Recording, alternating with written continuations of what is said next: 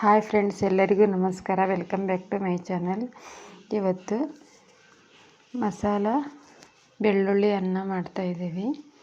ಅದಕ್ಕೆ ಮೊದಲಿಗೆ ಒಂದು ಬಾಣಲೆಯಲ್ಲಿ ಎಣ್ಣೆ ಹಾಕಿ, ಎಣ್ಣೆ ಕಾದಾದ ನಂತರ ಶೇಂಗಾ ಬೀಜ ಹಾಕಿ ಫ್ರೈ ಮಾಡಿ ತಕ್ಕೋಬೇಕು ಒಂದು ಪ್ಲೇಟಲ್ಲಿ. ಇವತ್ತು ಸ್ವಲ್ಪ ತುಂಬ ಮೋಡ ಇದೆ, ಅದರಿಂದ ಕತ್ಲಾಗ್ತಾ ಇದೆ. ನಂತರ ಒಂದೆರಡು ಒಣಮೆಣಸಿನ್ಕಾಯಿನ ಹುರಿದ್ಬಿಟ್ಟು ತಕ್ಕೋಬೇಕು. ನಂತರ ಅದೇ ಎಣ್ಣೆಯಲ್ಲಿನೇ ಸ್ವಲ್ಪ ಜೀರಿಗೆ, ನಂತರ ಸಣ್ಣದಾಗಿ ಹೆಚ್ಚಿರೋ ಅಂಥ ಒಂದೆರಡು ಈರುಳ್ಳಿ, ನಂತರ ಕರಿಬೇವು ಹಾಕಿ ಫ್ರೈ ಮಾಡ್ಕೋಬೇಕು.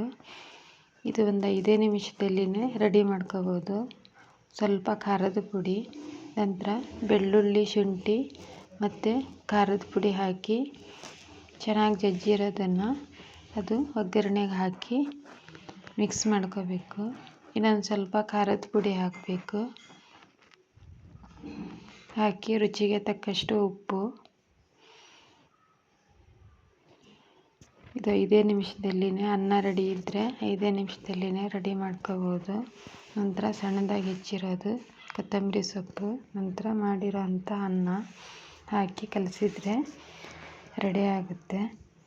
ಮತ್ತು ನಮ್ಮ ಚಾನಲ್ಗೆ ಸಬ್ಸ್ಕ್ರೈಬ್ ಮಾಡಲಿಲ್ಲ ಅಂದರೆ ಸಬ್ಸ್ಕ್ರೈಬ್ ಮಾಡಿ.